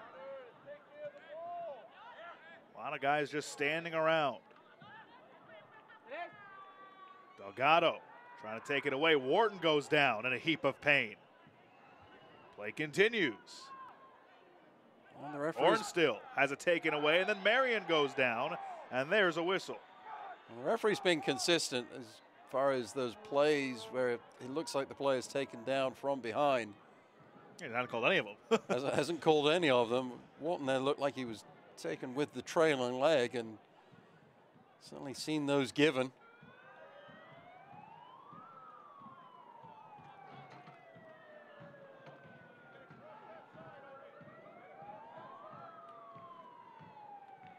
Out of the reach of Delgado. 3 minutes of stoppage time. Can RGV remain unbeaten at home? They'll need some late stoppage time magic. T2 did concede a stoppage time goal in their last match against San Antonio FC in the 2-1 loss.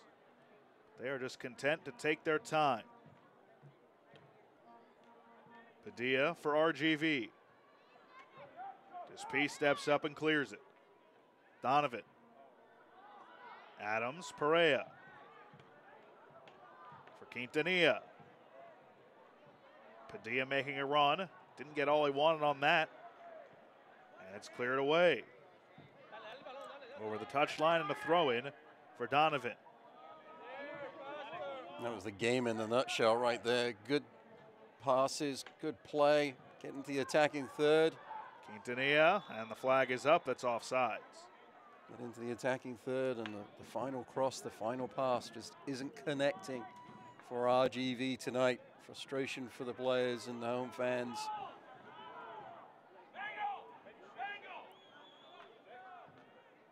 And so much right, but where it matters, they just can't find the way to do it.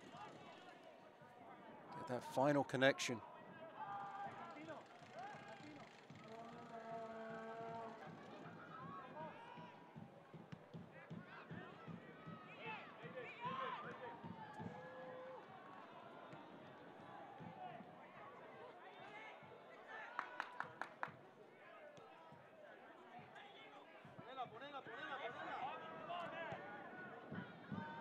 the box.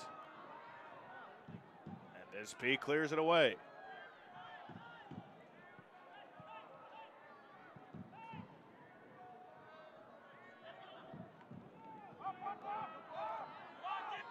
Loria went down along with Donovan. Adams flicked it on. Quintanilla, and cleared away with the header is wide.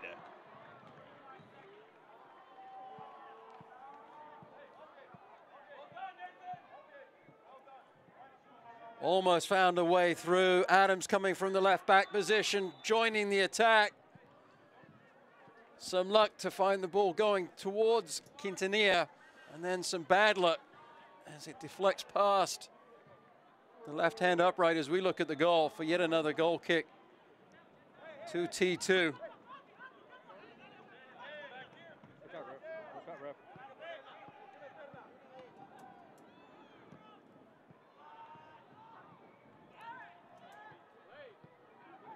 Waiting on the final whistle.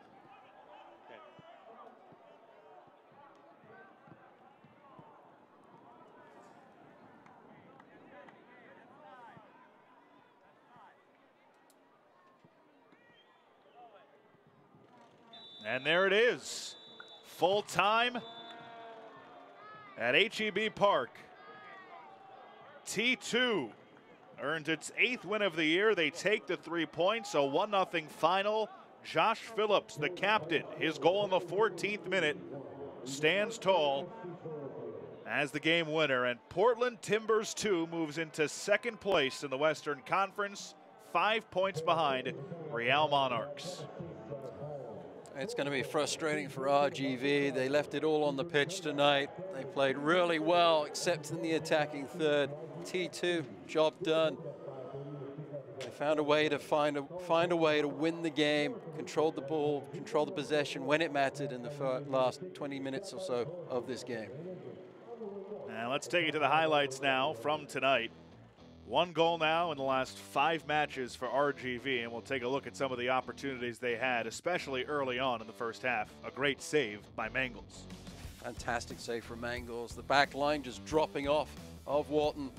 He looks up, takes the shot. The goalkeeper down quickly to his right to make the save. The defending was equally as poor for RGV.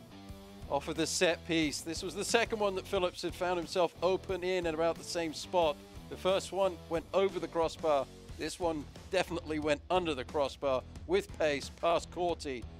The defenders have to do a better job on these set pieces. The captain stepped up for T2 on this occasion. And it's a beautiful ball off the corner. And Phillips with his first goal in over 2 years. Got to go back to May 28th of 2016 to find the last time he scored. You have to give credit, though, to RGV. They never gave up. Beautiful touch from Quintanilla. Finds a way to get the ball on frame, but it's blocked at the last moment. And then it's deflected out to Wharton. And the captain for RGV has to put that one on target. And it goes past the upright. That's the one. That's the one from tonight that RGV will look back at as the howitzer either deflected off the post or deflected off Corti. We couldn't tell, but it was a missile from Loria. Loria, great shot from distance. Corti had probably had it covered, but in the end, it was all T2. They possessed the ball when it was important. In the last 20 minutes of the game, RGV just chasing things. Look at the shots disparity. 15 for RGV, but only 2 on target. You have to have a better conversion of shots on target than that. You have to have a better conversion of putting the ball in the back of the net than they have. T2, job done. They'll be going back to Portland. Very happy tonight. RGV falls to 1-5-7. They remain in 14th in the Western Conference as some of the players hang around to thank the home fans for sticking around. You got to figure some point it'll break through for RGV, but for now, the frustration continues. 1-0 your final here from HEB Park in the Lone Star State. It was an entertaining one. We were so glad you were able to join us. For Matt Stubbington and our entire crew here, this is Josh Appel saying so long and have a great rest of your Saturday night.